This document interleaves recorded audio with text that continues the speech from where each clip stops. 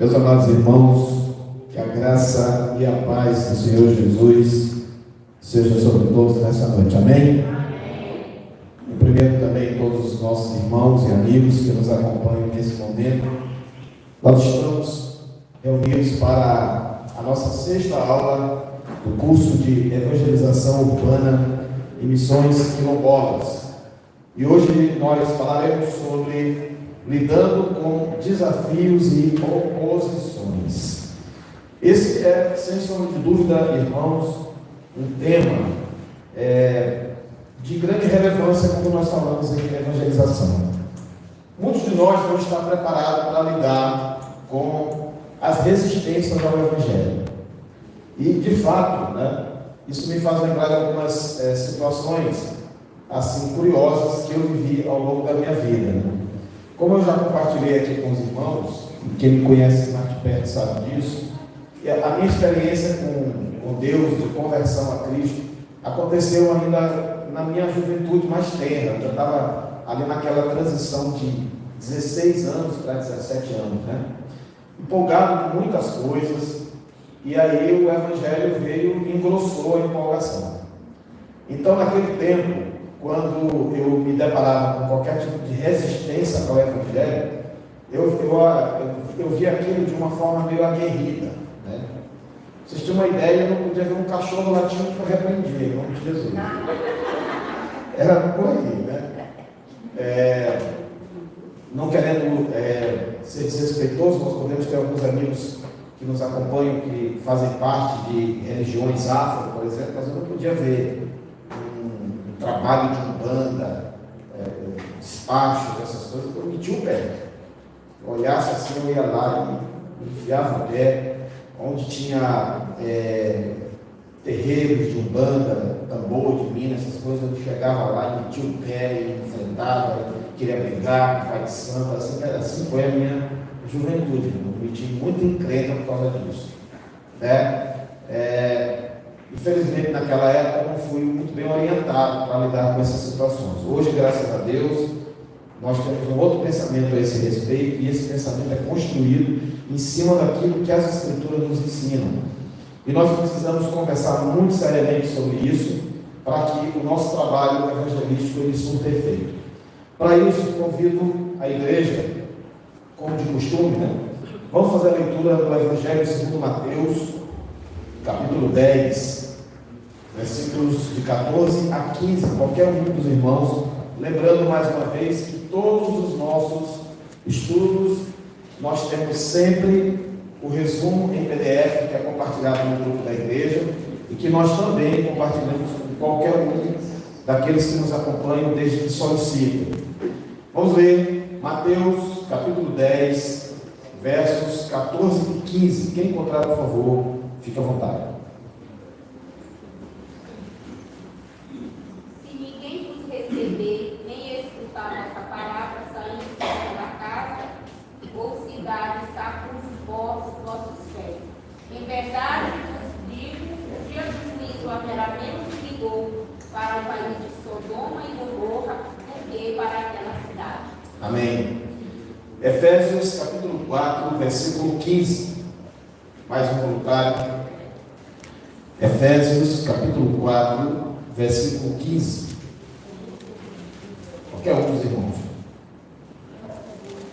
Mas, seguindo a verdade, em amor, cresçamos em tudo naquele que é a cabeça de Cristo. Amém? Esses dois textos, eles podem ser correlacionados para a gente ter uma noção, uma compreensão de como agir diante das resistências. Quero dizer aqui para os irmãos algo muito importante quando a gente fala aqui de evangelização. Aliás, eu tenho batido muito nessa tecla, não só aqui na igreja, mas por onde Deus me permite passar, que é o fato de que a gente precisa refletir, que talvez nós estejamos um tanto quanto equivocados quando a gente pensa sobre o que é o êxito e o sucesso de um trabalho evangelístico. Porque nós somos terrivelmente contaminados pela ideia do quantitativo. Para nós, aquilo que é, meus irmãos, rentável, aquilo que nós consideramos como próspero, é aquilo que se reflete em termos numéricos. A gente não consegue se dissociar disso. O que é pobreza? É você ter poucos recursos. O que é riqueza? É você ter muitos recursos. Muito está sempre associado com o êxito. O pouco está sempre associado com o fracasso. Então, por exemplo, se nós organizamos um trabalho evangelístico em praça pública, montamos toda uma estrutura, convocamos toda a igreja, fazemos uma divulgação ampla, colocamos o Ministério de Intercessão para que faça uma campanha de uma semana, olhando só para aquilo, e aí mais o relógio de oração, tema central do relógio de oração, a igreja orando 24 horas por dia por aquilo, aí chega finalmente o grande dia. Fazemos um trabalho maravilhoso, louvor extraordinário, uma pregação ungida, e não vem uma vida sequer na frente, dizendo, eu aceito Jesus. Aí a gente volta para casa com a cabeça baixa, triste, porque o trabalho não foi um sucesso. Isso não é verdade. Eu preciso dizer para a igreja do Senhor Jesus que o sucesso do trabalho da igreja do Senhor é a obediência, não são os números. Prova disso é que o Senhor Jesus disse que aqueles que serão salvos são uma pequena quantidade que conseguirão passar por uma porta estreita. Jesus disse que são poucos os que acertam por ela. Então, nunca houve, meus irmãos, nas instruções do Senhor Jesus e nem no genuíno Evangelho, qualquer tipo de sugestão de que nós deveríamos associar sucesso do trabalho evangelístico com números. De forma alguma. O êxito do trabalho é a obediência. Até porque Deus não está em busca de ninguém. Deus não tem necessidade de ninguém. Deus não implora pela aproximação de ninguém. É o oposto. As pessoas é que precisam correr desesperadamente para Deus. Elas é que necessitam de Deus. Às vezes nós estamos tão preocupados com isso, que a gente acaba tirando a centralidade de Cristo na mensagem do Evangelho. Deixa de ser um Evangelho cristocêntrico para ser um Evangelho antropocêntrico, voltado para a figura do homem. O que a gente pode fazer para ganhar uma alma para Jesus? Aqui nesse bairro as pessoas gostam de querer reggae. Nós vamos fazer um evento onde todas as músicas no ritmo de reggae, porque o povo daqui gosta disso. Vamos pensar quais são as estratégias que funcionam nesse lugar. E vamos fazer aquilo exatamente da maneira como é. Aí tem uns que de maneira completamente distorcida usam as palavras do apóstolo Paulo quando ele diz: eu me fiz fraco para com os fracos, para com os judeus eu agi como se fosse um deles, para os gentios da mesma forma, e tentam fazer uso dessa palavra para dizer que nós devemos fazer tudo para conseguirmos de qualquer maneira atrair as pessoas. Como se o Evangelho fosse alguma coisa, um artigo de liquidação que nós estamos querendo tirar de qualquer maneira da prateleira. Se não está saindo por um preço, vamos colocar 90%, Black Friday no céu. Vamos oferecer o Evangelho a preço de banana, porque as pessoas precisam se converter. Não é assim que funcionam as coisas no reino de Deus. Jesus nos esclarece, no capítulo 10, versículos 14 e 15 de Mateus, que nós podemos encontrar resistência na pregação do Evangelho. E ele diz que quando isso acontecer, a gente não deve fazer nenhum tipo de insistência. Nós não devemos, de maneira nenhuma, meus irmãos, tentar induzir as pessoas, ou mesmo seduzir as pessoas a virem a Cristo. A decisão pela conversão a Cristo precisa ser alguma coisa absolutamente pessoal, racional e pautada na perspectiva própria daquele ser humano, na sua convicção de que ele precisa desesperadamente de Deus para alcançar a sua salvação. Então, Jesus nos esclarece, a partir de Mateus capítulo 10, verso 14, que é natural nós encontrarmos dificuldades na pregação do Evangelho. É natural que a gente faça um grande trabalho e a gente não veja muitas coisas do ponto de vista humano acontecendo. Mas deixa eu dizer uma coisa para os irmãos. Eu não fui evangelizado. Tecnicamente, eu não deveria estar aqui. Ninguém me evangelizou, ninguém me entregou um folheto. Você sabe o que foi que realmente plantou essa semente em mim? Foi uma série de fatores. Quando eu era bem garoto, havia um programa que passava na TV de um evangelista norte-americano chamado Jim Swaggart. Não sei se alguém aqui já ouviu falar. Jim Swaggart, eu assistia nos domingos pela manhã as pregações de Jim Swaggart. Eu já havia lido um livro chamado O Contrabandista de Deus, quando eu ainda não havia aceitado a Jesus, que tinha falado fortemente no meu coração. A palavra de Deus já estava ali. Ela já estava plantada, o Espírito Santo já havia jogado essa semente no solo do meu coração. E numa certa ocasião, em virtude de um problema que eu tive em casa, eu saí de casa e saí caminhando pelas ruas do meu bairro e escutei o hino tocando numa igreja e entrei. E nunca mais saí.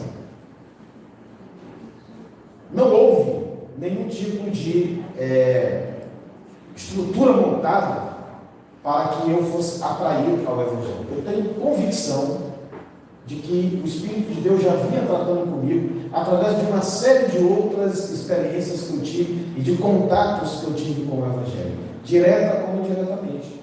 Então, quando nós estamos pregando o Evangelho, nós estamos semeando. Essa semente, meus irmãos, vai virar uma árvore com fruto ali naquela mesma hora. Qual é o agricultor que, ao lançar a semente sobre o solo, já espera que daqui a 5 minutos ele tenha uma árvore para colher uma fruta? Então, nós somos muito imediatistas. E, na realidade, muitas vezes, nós queremos fazer o trabalho de Deus. E achamos que com a nossa técnica, achamos que com a nossa competência, com a nossa sabedoria, nós vamos conseguir trazer as pessoas para Cristo. Mas quem faz esse trabalho é o Espírito Santo. A ordem que nos é dada na palavra de Deus, na grande comissão, é: ide e pregai o Evangelho. A Bíblia não diz ide e convertei pessoas. Essa é uma obra do Espírito Santo de Deus. Então a igreja se sinta feliz e jubilante com o fato dela ser uma igreja obediente, cumprir a ordem que lhe é dada pelo Senhor Jesus. O resto deixa no Espírito Santo. Ele é quem faz a obra. Amém? Então o Senhor Jesus nos alerta, meus irmãos, que nós temos que encarar com absoluta tranquilidade e naturalidade o fato de que nós teremos resistências. E aqui em Mateus 10, 14, primeiro ele diz para não forçar o Evangelho sobre aqueles que o rejeitam. Então, quando nós nos deparamos com alguém, meus irmãos, existem 2 tipos de pessoas que a gente precisa perceber com a nossa sensibilidade, com o nosso discernimento espiritual, quando nós estamos evangelizando. Existem pessoas que elas precisam ser trabalhadas e a gente precisa permanecer regando sobre essa semente lançada sobre o coração delas. E existem outras pessoas que simplesmente rejeitam o Evangelho. Rejeitam. Não querem o Evangelho. O primeiro caso requer acompanhamento, requer continuidade. Se você tiver que voltar ali 1, 2, 10, 20 vezes, volte. Até que aquela semente vingue. Outros casos, você tem que agir como Jesus determina aqui. Só sacudir a poeira do pé e seguir em frente.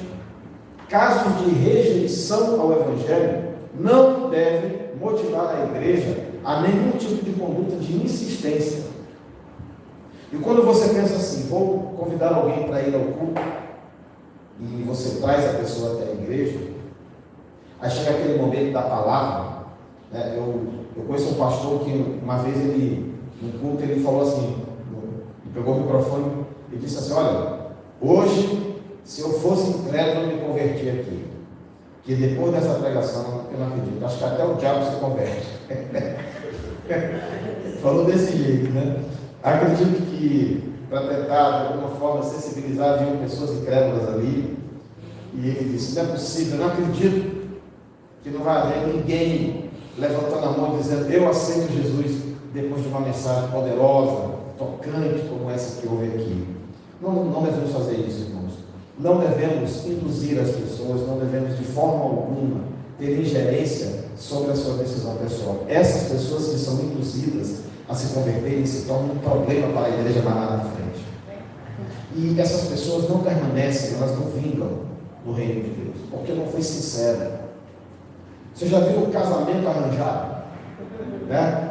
A pessoa quer, você tem um amigo, aí você pensa assim: rapaz, ele dá certinho com essa minha amiga aqui, vou fazer programa de cupido, né? Aí você tenta fazer com que aquele relacionamento surja, e um dos lados não está muito afim daquilo, e você pode insistir, você pode persistir, e talvez até para não lhe desapontar, eles resolvam dar início a esse relacionamento, mas não vai durar nada.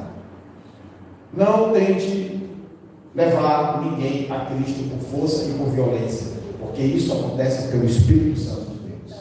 Amém? É o que a palavra do Senhor diz. Não forçar o Evangelho sobre aqueles que o rejeitam, sacudir a poeira dos pés como um ato simbólico de purificação. Alguém pensa que é um ato de juízo, porque logo em seguida está escrito que até sobre Sodoma e Gomorra a coisa não terá sido na intensidade que vai ser sobre a vida desses que rejeitam o Evangelho. Mas não é isso não.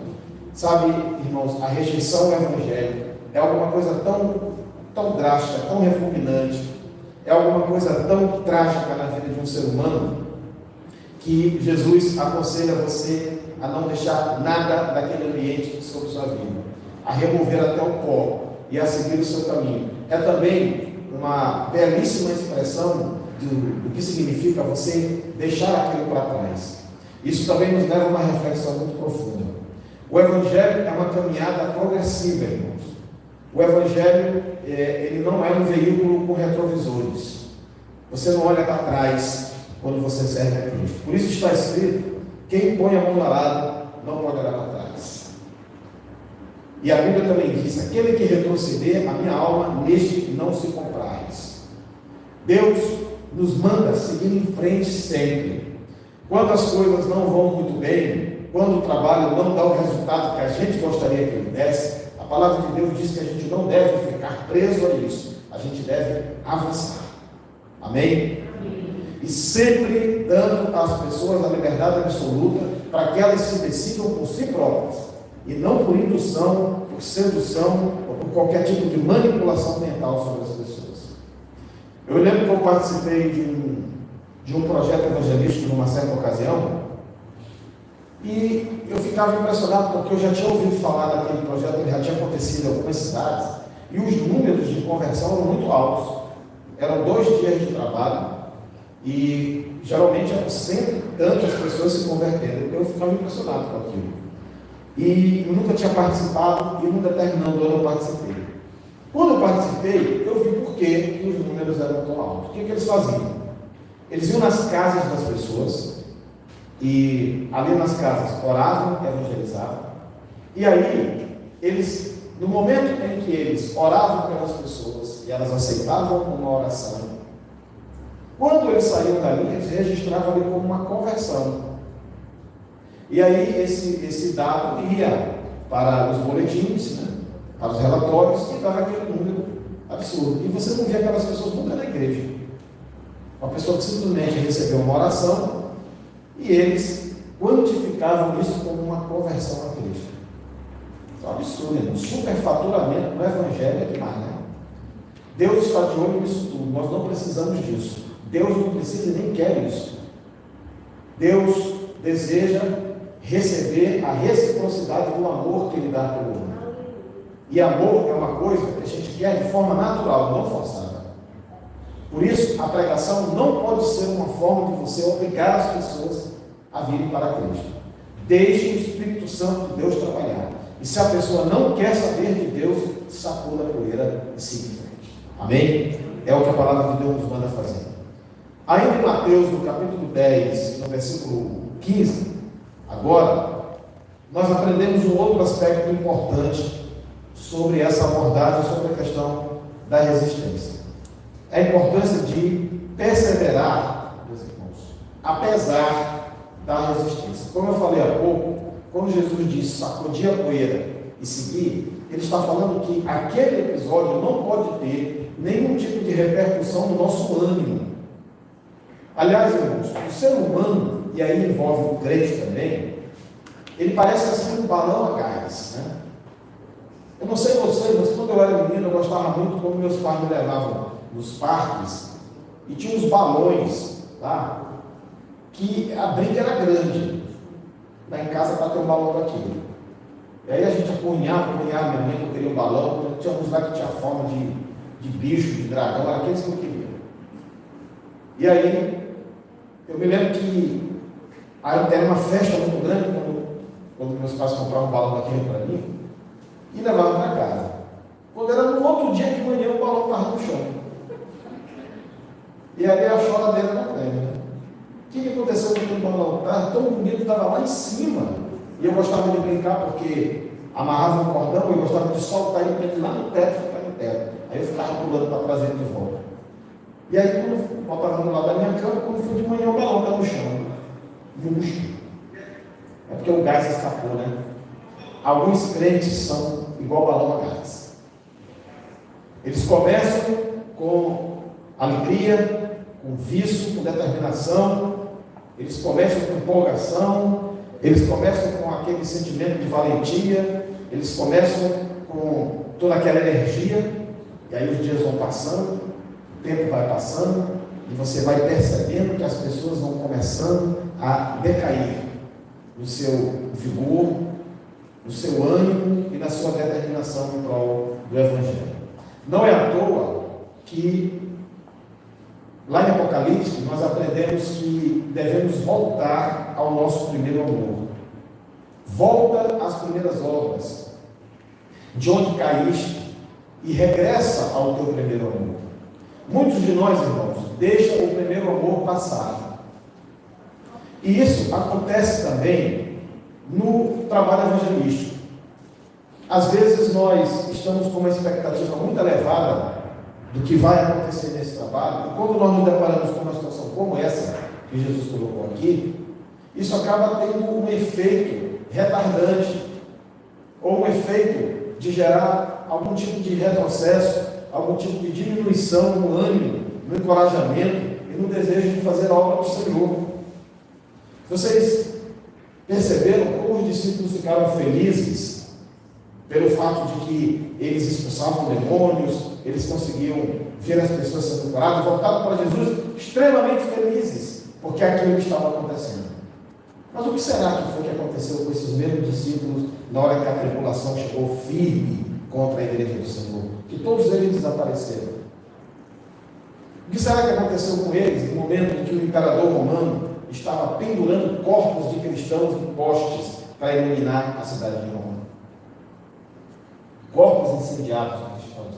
Quando famílias inteiras de cristãos eram jogadas nas arenas para serem dilacerados por leões famintos. Nesse momento, essa alegria, nesse momento, essa felicidade toda arrefeceu. Aquelas multidões que seguiam a Jesus, por onde ele andava, que ele não conseguia chegar em lugar nenhum, Jesus era uma espécie de ídolo para aquela multidão. Onde aquela multidão estava quando o Senhor Jesus estava crucificado? Todos desapareceram. Assim são muitos cristãos. Parece que Deus precisa nos manter eternamente como bebês semi-balados. Porque no momento em que as coisas começam a se tornar difíceis, o nosso vigor espiritual ele simplesmente reduz. Nós temos que tomar muito cuidado com isso. Nós temos que manter sempre o nosso coração avivado na presença do Senhor. Amém. E eu insisto em dizer para os irmãos, evangelismo, tá bom,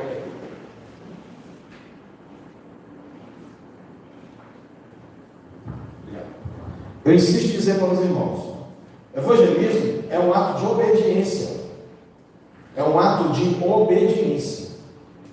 No que pesa o fato de que há uma comparação com uma pesca, e uma boa pesca é aquela que traz a rede cheia, precisamos entender que nesse caso, a alegria, meus irmãos, do patrão é que o funcionário vá pescar.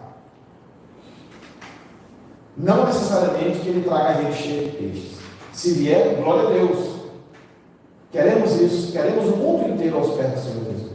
Deus não quer.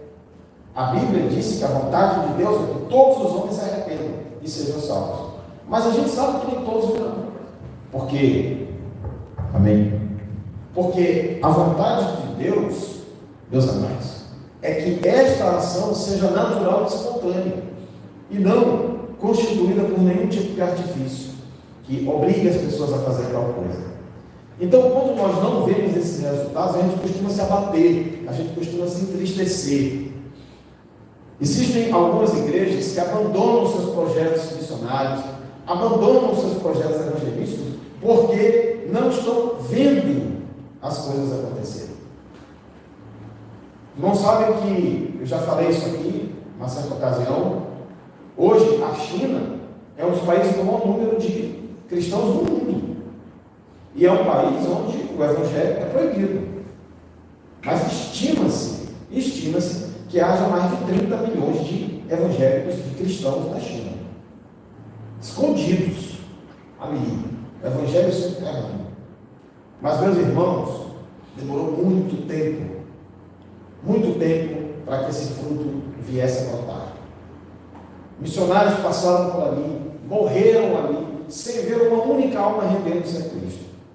Mas fizeram o trabalho, semearam, plantaram, pregaram a palavra de Deus.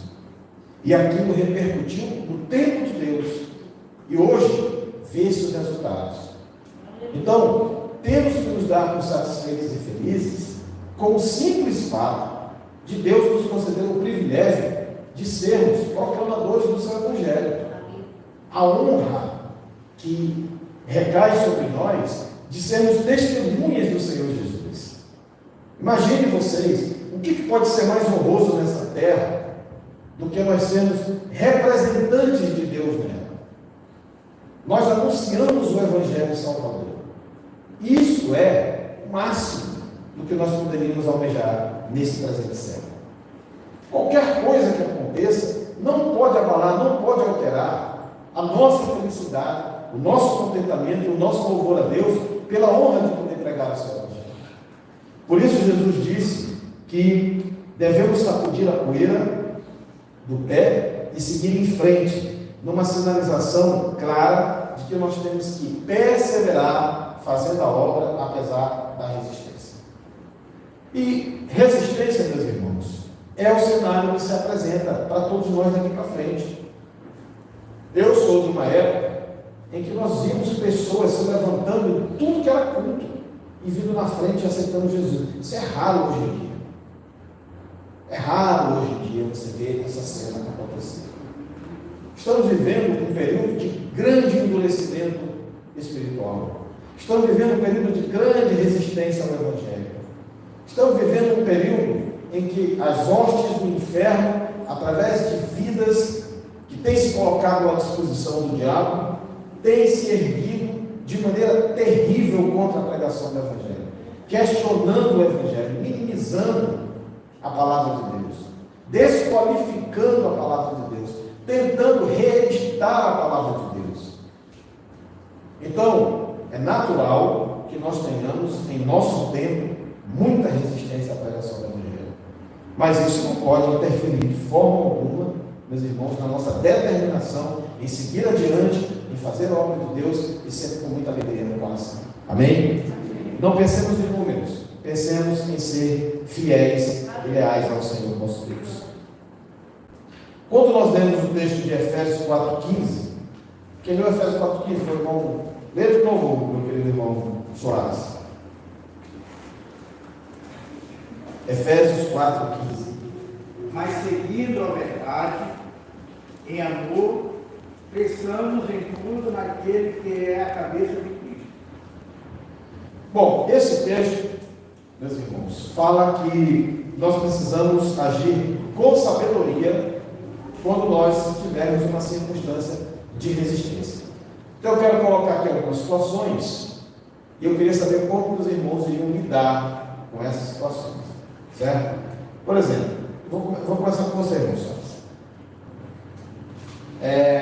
A gente costuma ouvir algumas pessoas falarem o seguinte: ela diz, olha, eu não vou para a igreja nenhuma, porque eu não vou dar meu dinheiro para pastor, né? Eu não vou dar 10% do meu salário, né, para pastores aí que andam de carro importado, que moram em mansões com piscina, enquanto vocês estão todos aí à míngua, passando necessidade, não tem nenhum pão sobre a mesa. Como reagir a uma resistência como essa, irmão Soares? Pastor, eu,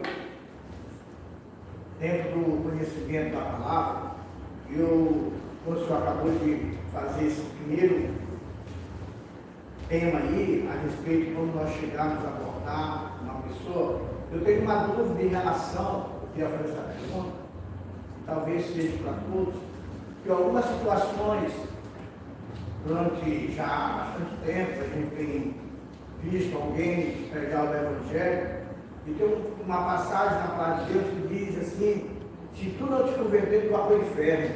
Uma palavra muito dura para aquelas pessoas que vão logo ali ouvir a palavra, e tem muitas pessoas que não têm essa consciência que é uma palavra verdade, mas naquele momento é muito dura com uma pessoa que está ouvindo a palavra de Deus.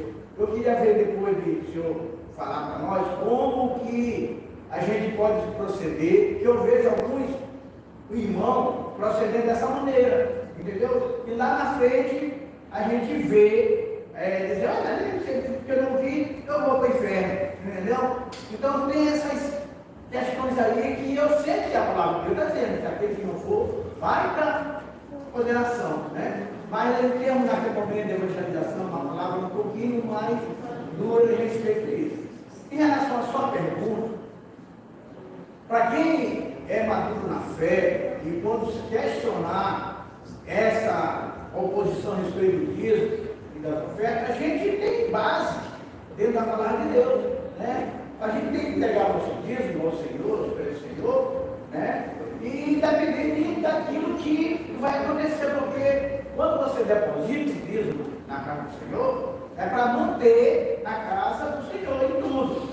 A respeito do pastor, agora, quando um pastor se influencia disso, isso não cabe a mim julgar. O mundo julga, mas a gente dizer, não, eu estou fazendo a obra de Deus, entendeu? Fazendo o que a Bíblia me diz, entendeu? Agora, quem estiver usando de má fé, ele vai prestar conta com Deus. Eu vi essa pergunta na segunda-feira do meu serviço, né? Onde eles estavam debatendo a respeito do bispo Macedo em relação ao partido PP, que ele que coordena, entendeu? Para lá e para cá. Eu disse, olha, se ele está fazendo isso, não julga os demais, julga ele, entendeu? Porque lá em Timóteo diz que aparecerão muitos futuramente querendo fundar a igreja, o seu discernimento de heresias, para alcançar frutos de lucros para se beneficiar. Aí o senhor diz assim, eu produzi que não tem um carro na bicicleta. Mas lembra que aquela viúva, ela deu o último. E quem foi receber? Que Deus agradou, foi um centavo que ela deu, no outro milhão. No outro deu. Então eu tenho esse pensamento errado. Muito bem. Nós sabemos que as pessoas que não têm, meus irmãos, a intenção de receberem o Evangelho, elas vão sempre procurar se cercar de algum tipo de artifício, de argumento, para que ali elas encontrem alguma forma de aplacar suas próprias consciências. A gente sabe que essa história que envolve algum tipo de falta de ética, de comportamento inconveniente da parte de lideranças cristãs, é uma prática comum na sociedade como um todo. Aliás, em se tratando de Brasil, isso é até cultural. Corrupção no Brasil, ela está desde o pipoqueiro até o mais elevado posto do alto comando da nação. Sobretudo em dias que se chamam hoje. Entretanto, meus amados, não podemos de forma alguma estabelecer um conceito generalizante nem sobre a figura humana, inclusive a figura humana secular, quanto mais do que aquilo que concerne à casa de Deus. Entre os 12 havia um traidor, mas os outros 11 não eram traidores. Deus. E esse traidor, inclusive, diz o texto bíblico, furtava o dinheiro das ofertas. Isso não significa que os outros também o faziam, né? O interessante é que a prática inadequada do traidor, que trouxe consequências sobre ele arcou com as consequências das práticas que ele tinha, aquilo ali não interferiu na caminhada dos que avistaram em Jesus o Messias e o Salvador. E a palavra de Deus diz que nós temos que olhar para Jesus, autor e consumador da nossa fé. Então, o ser humano, seja ele cristão ou não, ele precisa compreender que a sua relação com Deus é baseada única e exclusivamente no modo como ele próprio lida com as verdades que a palavra de Deus expressa para as nossas vidas. Mas a gente costuma querer se agarrar ao que nós chamamos de maus exemplos para não dar um passo que nós não queremos dar. Isso tanto é verdade que se o mau exemplo me impede de ir para algum lugar, então o bom exemplo deveria me induzir a ir para esse lugar. Certo? Então, se eu sei que, por exemplo, dentro de uma igreja tem uma pessoa que não é crente coisa nenhuma, eu escuto muita gente falar isso: olha, eu não vou para aquela igreja porque ali eu conheço fulano e tal, aquele ali nunca foi crente na vida. Nunca foi. Bom, mas todos são assim dentro da igreja? Não, nem todos. É aquele ali. Então, por que você não vai por causa dos outros? Então, já que uma figura, ela tem esse peso, ela tem essa repercussão tão negativa dentro de um determinado coração, por que o exemplo da maioria não tem uma repercussão oposta? Então a gente vê que na realidade são artifícios, são falácias que as pessoas utilizam apenas para que elas não confessem que simplesmente elas estão rejeitando a mensagem do Evangelho. Simplesmente isso. Por acaso, o traidor, aquele que mexia nas ofertas, não recebeu a sua devida punição? Recebeu, e recebeu de forma terrível, trágica. Por acaso o casal Ananias e Safira, como está registrado lá em Atos dos Apóstolos, que estavam retendo parte das ofertas, ficando para si, por acaso ficaram sem punição? Por acaso Acã estava ficando com despojos das guerras do povo de Israel, escondendo dentro da sua tenda, ficou sem punição? Todos aqueles que se levantam contra a santidade da casa de Deus, da obra de Deus e da palavra de Deus, irão arcar com as consequências. Todos. Mas a obra do Senhor segue firme, permanece com base na nossa relação com Deus. E esses maus exemplos, eles são importantes para que nós vigiemos e não venhamos a cair nas mesmas armadilhas. Isso basta. Amém? E nós precisamos ter, irmãos, a sabedoria para lidar com esse tipo de situação, porque Satanás ele cria esse cenário para que a partir dali se estabeleça uma discussão, um debate, um desentendimento, e talvez isso gere um resultado trágico para o objetivo que era de pregar a palavra de Deus. Amém? Como o cristão tem que agir, irmão Jadson, diante da dureza, diante do comportamento agressivo, hostil, de uma pessoa que não quer aceitar a palavra do Evangelho, e ela vem trazendo essas situações, notícias. Eu vi uma matéria no jornal de um pastor que estuprou uma criança.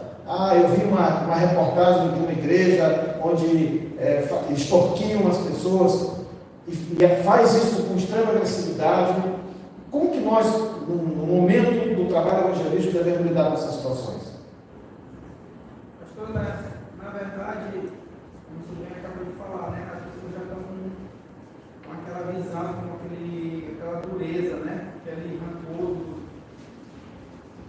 do Evangelho, para falar a verdade, que eles generalizam, né, com uma determinada situação, eles colocam logo que esses bandos de crentes, todos são assim, tudo logo assim.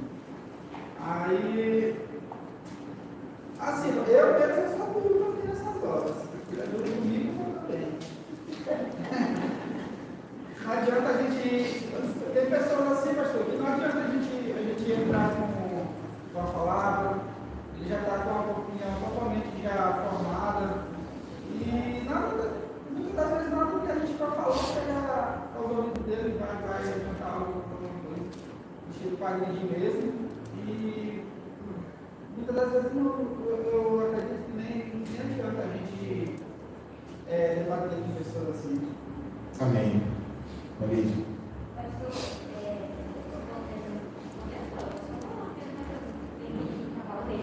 Eu convidei alguém para vir para a igreja uma vez. Ela perguntou qual igreja eu era. Aí eu disse que eu era da Batista. Aí ela disse assim, tu é da Batista? Eu disse, sou. Ela disse, aí eu disse assim, vamos lá. Ela disse, eu sinto muito mesmo, mas para Batista eu não vou. Como assim eu disse, eu não era Batista?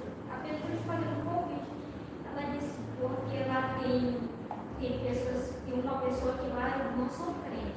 Eu digo, quer dizer que por uma pessoa está ajudando as outras pessoas, quer dizer que uma erra, todas vão pagar pelo erro de uma pessoa. Eu acho que tu está errado. Eu acho que você deveria ir e conhecer as outras pessoas como as pessoas são. Porque tu não deve julgar uma pessoa a todas. Porque nem todas são como tu está falando da pessoa que tu está dizendo que ela não é evangélica. Porque tu me vê assim, aí, mas eu sou. Eu te dou um mau exemplo, ela disse não. Me diga por isso, porque não deve julgar todo mundo.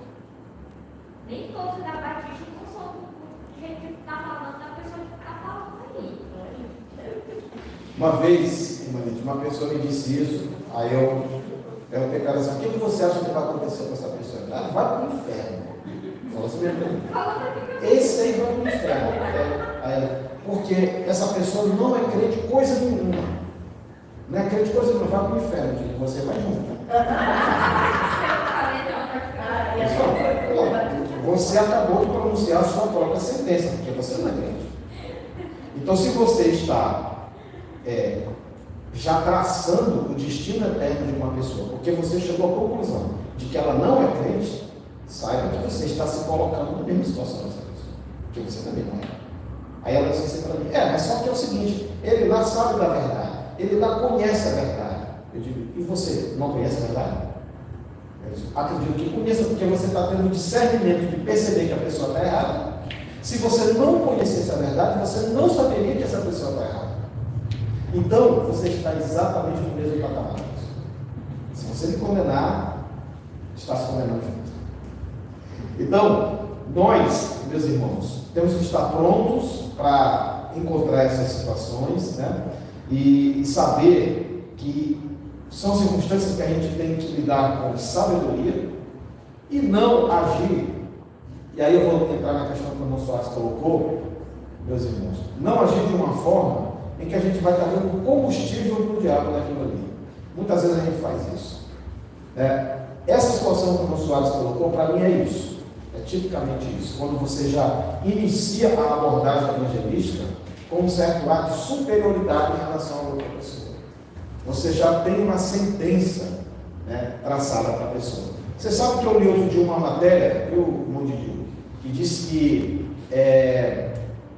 na época do auge da epidemia de AIDS, que foi nos anos 80, né, mais ou menos cerca de 90% das pessoas que contraíam a AIDS, elas morriam menos de um mês após elas receberem o diagnóstico.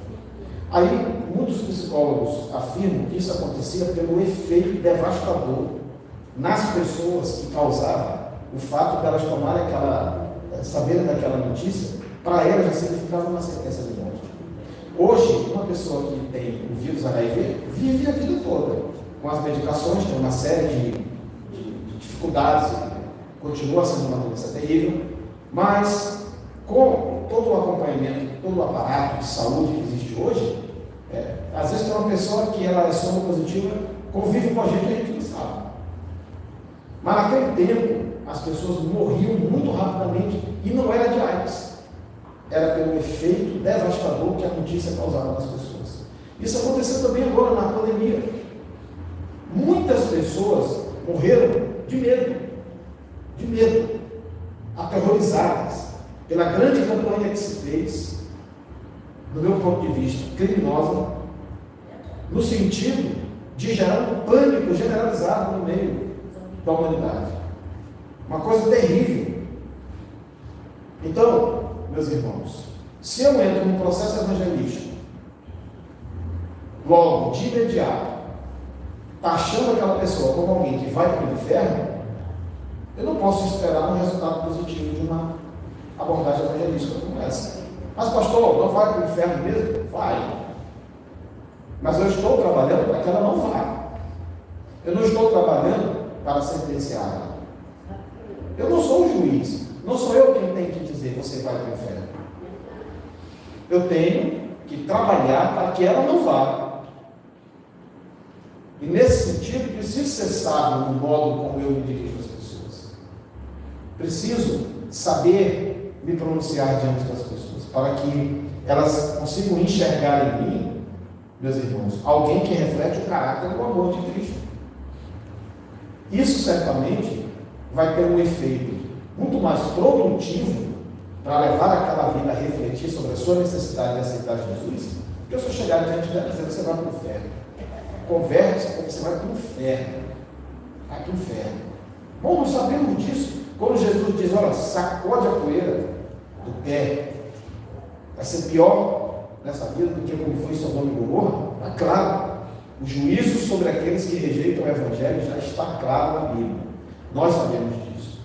Mas isso não precisa ser um outdoor, né? Que a gente sai colocando em cada esquina. Atenção, canta. Outro te converte que vai para o inferno. Esse não é o Evangelho. Ainda aqui nós não podemos omitir, claro, fala-se do inferno também. Aliás, a Bíblia fala mais do inferno do que do céu. Vamos ter uma ideia. Porém, essa colocação tem que ser feita com sabedoria e com amor. Nós queremos ganhar uma vida para Jesus. Nós não queremos perder. Vamos ler Atos dos Apóstolos, capítulo 4, versos de 18 a 20. Tem aqui agora uma outra situação também delicada no processo da evangelização. Atos dos Apóstolos, capítulo 4, versos de 18 a 20. Atos 4, de 18 a 20. Vou encontrar para ler. Chamando-os, disseram-lhes que absolutamente não falassem, nem ensinassem no nome de Jesus.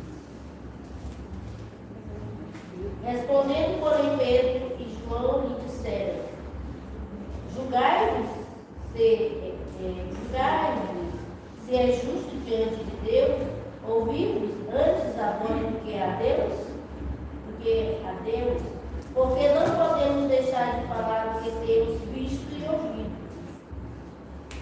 Até o 20, né? Até o 20. Porque não podemos deixar de falar do que temos visto e ouvido. Amém? Aqui nós temos uma outra situação, irmãos.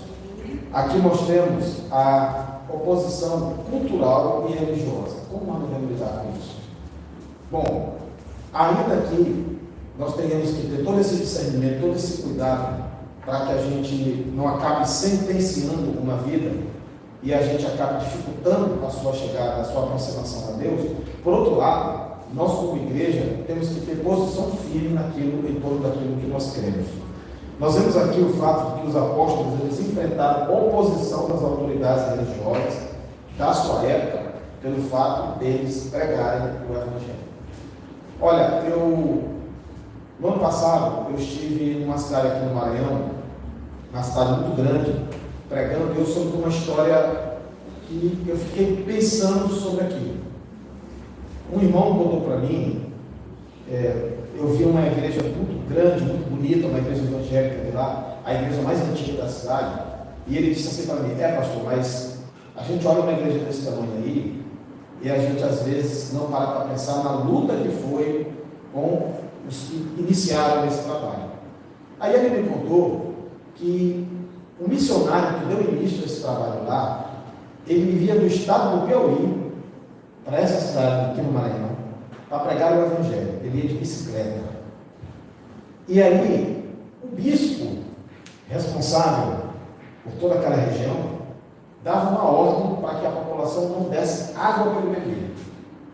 Ele não deveria ser recebido em casa nenhuma, e nem um copo d'água deveria ser dado para ele. Bom, hoje em dia, ninguém está nem aí o que o bispo pensa, né? Mas naquela época, a ordem dada para o bispo era como se fosse de Deus, né? Então, os irmãos imaginam o sofrimento, a dificuldade que foi para aqueles que iniciaram a pregação do Evangelho. Como será que foi no início, os primeiros pregadores do Evangelho aqui em Alcântara, uma cidade de raízes fortíssimas dentro da idolatria romana, uma cidade de raízes dentro do culto afro, fortíssima.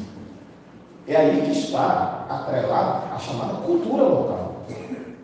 Então, quando nós chegamos com a pregação do Evangelho, isso parece ser uma afronta.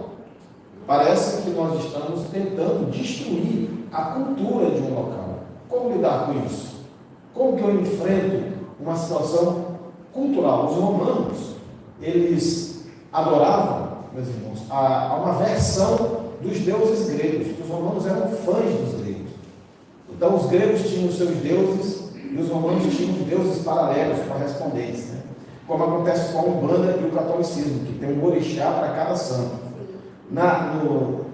No tempo do Império Romano, existia um deus correspondente para cada deus grego.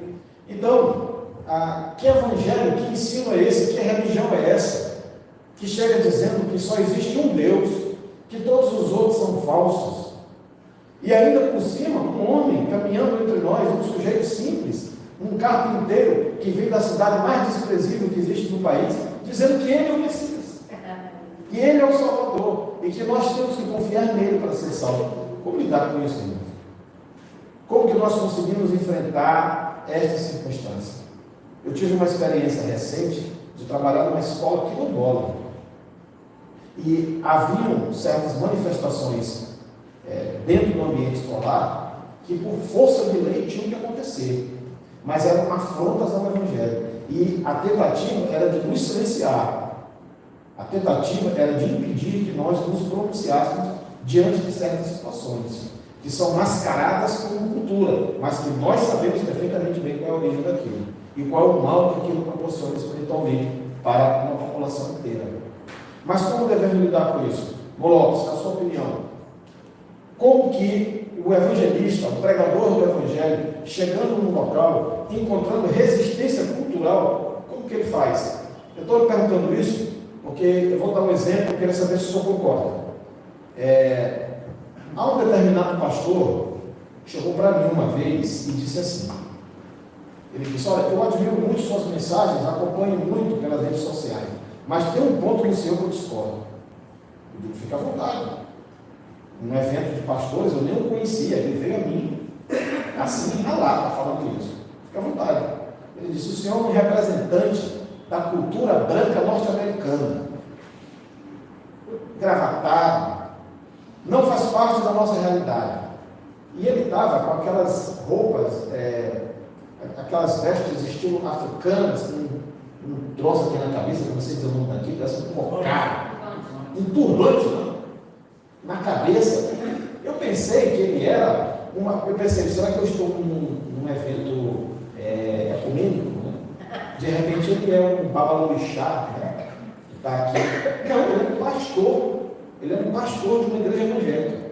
E ele disse que eu era representante de uma opressão americana. Eu era representante de um imperialismo branco que estava tentando afrontar as nossas origens afrodescendentes. Como lidar, nós pregadores do Evangelho, com uma resistência como essa, que é resistência dentro da igreja, inclusive? A sua opinião? Pastor, é o seguinte, primeiramente, o que nós estamos fazendo aqui, que é esse preparo, é fundamental para que a gente venhamos enfrentar esse tipo de situação e não ficar embaraçado. Então, esse preparo, o conhecimento, a busca também da oração, do fortalecimento, porque é uma guerra espiritual, isso aí, é uma guerra espiritual, onde nós temos que ter a sensibilidade espiritual para também saber da forma que a gente vai falar as palavras que realmente as pessoas deverão ouvir, para que não sejam simplesmente o nosso conhecimento, nós entender o local, entender ali o conceito da situação, para que a gente consiga, com a orientação do Espírito Santo, né, a orientação do Espírito Santo e o preparo que tem que haver realmente, tanto espiritual quanto esse preparo que nós temos aqui do conhecimento, para que a gente consiga proferir palavras que realmente venham ser contundentes, porque pode ser que, se a gente não estivermos realmente unidos com essa questão espiritual, pode ser que aquilo ali transforme um grande campo de batalha. Então, primeiramente, tem que se revestir, tanto espiritualmente como esse conhecimento que nós estamos tendo aqui, ter acessibilidade espiritual e conhecer um pouco ali a situação para que ele seja certeiro na abordagem. Amém. Olha, meus irmãos, os apóstolos, eles estavam numa situação muito complicada, porque eles estavam entre duas culturas ali, a judaica e a romana. Eles estavam no meio disso. A cultura judaica querendo impor de qualquer maneira a lei de Moisés. Então não admitiam, os irmãos lembram que eles ficaram indignados, né? Porque viram os apóstolos colhendo milho no sábado. Então aquilo ali era um pecado gravíssimo dentro da ótica judaica. Por outro lado, os romanos, com o seu politeísmo, com a sua prática de adoração ao imperador, não admitiam que uma seita recém-criada estivesse apregoando a existência de um único Deus. Então, vejam os irmãos, a resposta que foi dada pelos apóstolos aqui no versículo 20, versículo 19. Pedro e João lhes responderam: julgai se é justo diante de Deus ouvirmos antes a vós outros do que a Deus, pois não podemos deixar de falar das coisas que vimos e ouvimos. Amém, irmãos?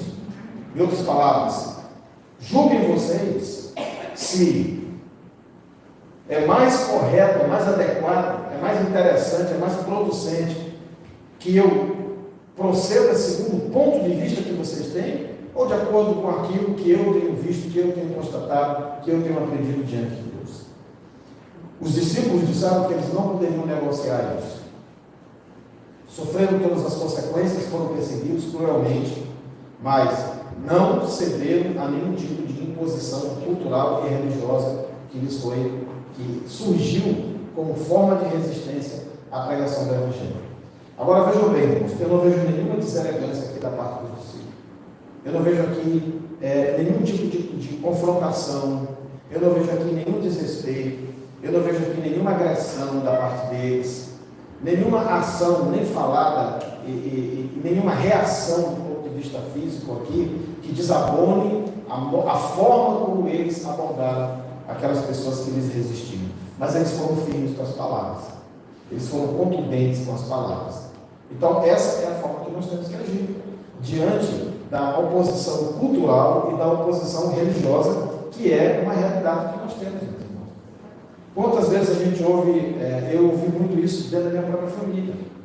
Olha, os teus avós foram todos praticantes de determinada religião. Nós aqui sempre fomos. Então as pessoas entendem como uma espécie de traição quando você aparece afirmando que você rompeu com isso, rompeu com esse círculo. Você não pertence mais, você não está dando continuidade a essa tradição religiosa, familiar ou local, cultural de uma determinada região. Isso é muito bom para quem é historiador, isso é muito bom para filósofo, mas isso não tem cabimento dentro do Evangelho. Então, meus irmãos, por mais que eu queira compreender uma atitude como essa que eu citei para vocês como exemplo, quero dizer para os irmãos que nós não precisamos fazer isso. Nos adequar, nos encaixar culturalmente dentro de uma sociedade para que nós sejamos relevantes como pregadores do Evangelho ali. Nós precisamos sim encontrar uma linha de comunicação válida, uma forma de nós nos relacionarmos com as pessoas que não ocasione uma dificuldade nessa comunicação. Mas eu não preciso, de forma alguma, me submeter a uma cultura religiosa ou de qualquer outra natureza, para que assim eu encontre acesso para a pregação do Evangelho. Jesus não fez isso. Em momento algum, muito pelo contrário, irmãos. Eu vejo Jesus como um grande quebrador de paradigma. Eu vejo Jesus como alguém que foi muito na contramão do padrão cultural da época dele. Jesus se vestia como qualquer um se vestia naquela época. cabelo devia ser igual de qualquer um naquela época. A alimentação devia ser a mesma de todo mundo. Mas, naquilo que diz respeito à sua fé, Jesus foi completamente fiel a Deus. Completamente fiel àquilo que o Espírito Santo de Deus a ele revelava. Amém? Não se sujeitando nem a judeus, nem a romanos, que tentavam enquadrar dentro dos seus padrões. Nós vivemos num país predominantemente católico ou que vive debaixo de uma influência afro-religiosa. Nós, como cristãos, não podemos de forma alguma fazer uso de elementos desses segmentos religiosos e tentar adaptá-los dentro da igreja e dentro do Evangelho. De forma alguma. Devemos respeitar as pessoas, tratá-las com toda cordialidade, com todo respeito, compreender o fato de que aquilo que as pessoas chamam de verdade é aquilo que elas foram ensinadas. Então, é natural que essas pessoas defendam com unhas e dentes o que elas creem. Entretanto, isso não significa que nós vamos agora criar uma versão evangélica desses padrões culturais. Isso aí é a mesma coisa que você diluir o Evangelho, tirar a pureza do Evangelho, para que você possa ser aceito por um grupo social qualquer. Amém? E há uma recomendação bíblica muito efetiva e muito clara sobre como nós devemos proceder nessas situações. Colossenses capítulo 4, vamos abrir. Carta de Paulo aos Colossenses, capítulo 4, versículos 5 e 6. Carta de Paulo aos Colossenses, capítulo 4, versículos 5 e 6. Amém? Olha só, irmãos. Portai-vos com sabedoria para com os que estão de fora. Aproveitai as oportunidades. A vossa palavra seja sempre agradável, temperada com sal, para saberdes como deveis responder a cada um. Amém? Essa é a resposta bíblica para todas as complexidades que nós estivemos falando aqui. Eu acho muito interessante quando a Bíblia diz assim: aproveitai as oportunidades. Muitas vezes nós não fazemos isso. Deus nos dá inúmeras oportunidades para estarmos transmitindo o seu Evangelho e nós não fazemos isso. A Bíblia recomenda com absoluta clareza, talvez, ou certamente, pelo fato de que uma ocasião que nós deixamos passar batido ali, deixamos passar direto, sem transmitir a mensagem do Evangelho, pode ser a diferença entre o encontro daquela vida com Deus para o resto da sua vida. Às vezes existe um momento propício para isso acontecer. Existe o encontro das oportunidades perfeitas para que ali se consolide uma decisão e nós não nos pronunciamos. Nós ali nos intimidamos.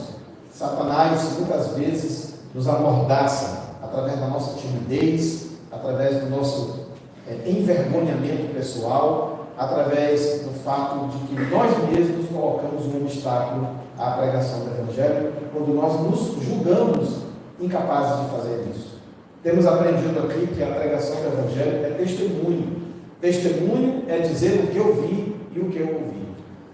Partindo desse pressuposto, todos nós estamos preparados para pregar o Evangelho. E nós temos aí, meus irmãos, algo que nos capacita sobrenaturalmente, que é o Espírito Santo de Deus.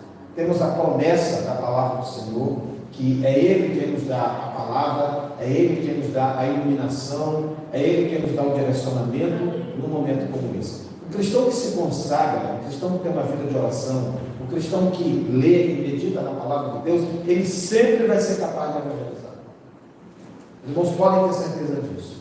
Ele pode nunca participar de um momento como esse aqui, de um treinamento evangelístico, mas se ele tem uma vida espiritual aos pés do Senhor, e se ele tem a prática de meditar nas Escrituras, ele é capaz de falar do amor de Deus para qualquer pessoa. Quando a palavra de Deus diz que nós devemos andar com sabedoria, meus irmãos, para com os de fora, ela está respondendo claramente a situação que o Soares colocou, né? Então, se você vai andar com sabedoria, você não vai chegar dizendo para a pessoa que ela vai para o inferno. Isso não é agir com sabedoria. Na palavra de Deus diz que a nossa palavra deve ser sempre agradável. Essa não é uma palavra agradável. né? Para a construção de fora, temperada com sal, para que nós saibamos como responder para cada um. Uma palavra temperada com sal, meus irmãos, vamos trazer isso para a comida, né? Uma comida temperada com sal é muito diferente de uma comida insossa, né? Então a palavra temperada com sal é aquela palavra que desce alimentando aquele que escuta. Não é aquela palavra que agride, não é aquela palavra que revida, e não é aquela palavra que acaba erguendo um muro, que estabelece uma separação ainda maior entre aquela vida e Deus. Amém?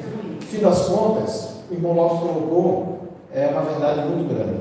Nós temos que buscar direcionamento de Deus, temos que buscar sabedoria do alto para lidar com essas situações. Só não podemos agir por impulso, baseados na nossa inclinação pessoal, porque quase sempre isso termina na perda definitiva de uma alma. Amém? Por fim, em resumo, não devemos imaginar que o sucesso da pregação sejam números. Pregação do Evangelho é um ato de obediência. Se a igreja está pregando, ela já está tendo sucesso na sua missão. Em segundo lugar, resistência à pregação é algo absolutamente normal. Jesus não foi crido pela sua família. Jesus não fez milagres em Jerusalém. O povo de Jerusalém não acreditava em Jesus. A resistência faz parte da realidade da pregação do Evangelho. Aliás, teremos muito mais resistências do que aceitações. Então temos que encarar isso com tranquilidade, com naturalidade. E como Jesus disse, ok, vocês chegam numa casa, não são bem recebidos, tudo bem, abençoe aquele lugar, sacode a poeira do pé e segue em frente. Ou seja, aquilo não pode afetar em absolutamente nada a determinação, a coragem e o vigor do trabalho. Pelo contrário, vou ainda com muito mais determinação dali para frente, pregando o Evangelho do Senhor Jesus. Em terceiro lugar, nós não devemos nos submeter a padrões culturais e religiosos. Devemos respeitar, devemos saber, compreender o fato de que as pessoas se apegam a essas crenças, porque isso são ensinamentos que vêm dos seus ancestrais, mas precisamos ter sabedoria, paciência e amor para tentar ensinar essas pessoas a saírem dessas teias de engano. E esse processo, como aprendemos em Colossenses, ele acontece com a palavra dada no tempo certo, aproveitando as oportunidades e falando apenas o que for para a edificação e para o bem espiritual daquela pessoa. Amém? Quem nos conduz assim é o Espírito Santo de Deus. Se nós estivermos na dependência do Espírito, essas situações não serão um problema para nós. Amém, queridos?